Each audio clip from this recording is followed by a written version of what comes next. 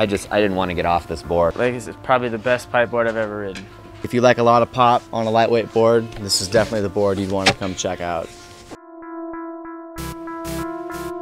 Board Insiders. Real riders, real reviews.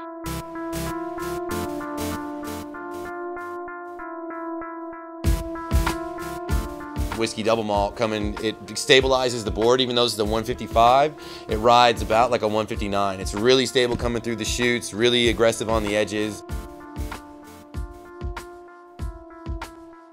I'm extremely excited about this board for a couple of reasons. Number one, super lightweight. Number two, extremely poppy. And number three, it seems like it has a little bit more of a rise on the tip and the tail. So this board is obviously built for sucking up trannies, riding half pipe, riding quarter pipe, hips, wall rides. As far as the riding experience for me today, I rode this board almost exclusively in the park, and this board was one of the best boards I've ridden in a long time for that. She's a coy mistress.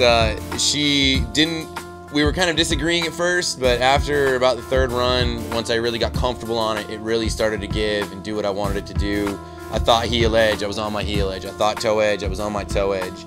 It's also really fun on groomers for long radius carve turns. Short radius carve turns were a bit of a chore. It had so much pop, I couldn't believe it. I mean, it was like, it feels like you're jumping on a trampoline. This is just, will launch you. It's so much fun. It's so easy to spin. The flex is just perfect. One of the weaknesses is the board is not very easy to press. Obviously it can't be, it's designed to be a half pipe board. Doesn't really want to press. It's not impossible to press, but it's not made for pressing. My favorite thing about it is just how it would carve up the walls. The long radius turns were a piece of cake.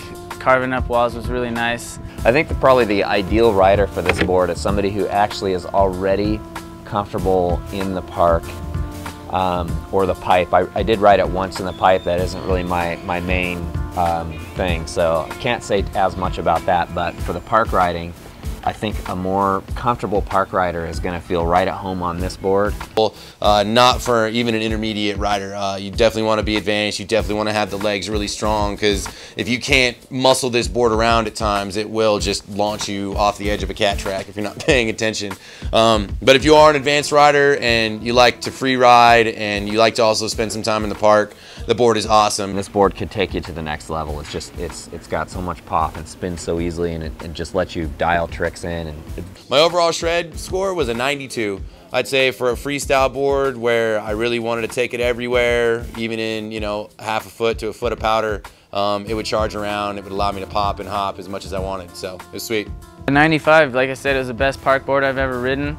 I guess the only thing that didn't give it 100 was I wish, you know, it would be better all over the mountain, but if it's just pipe, I'll take that. Shred credit 95 because for what it's made to do, it is extremely capable. It is an extremely capable half pipe board. 98 for shred cred on this, and I kind of have a thing about going above that. I haven't really done that yet, so I mean, if I were to, I would say 98 plus. This was phenomenally fun to ride board.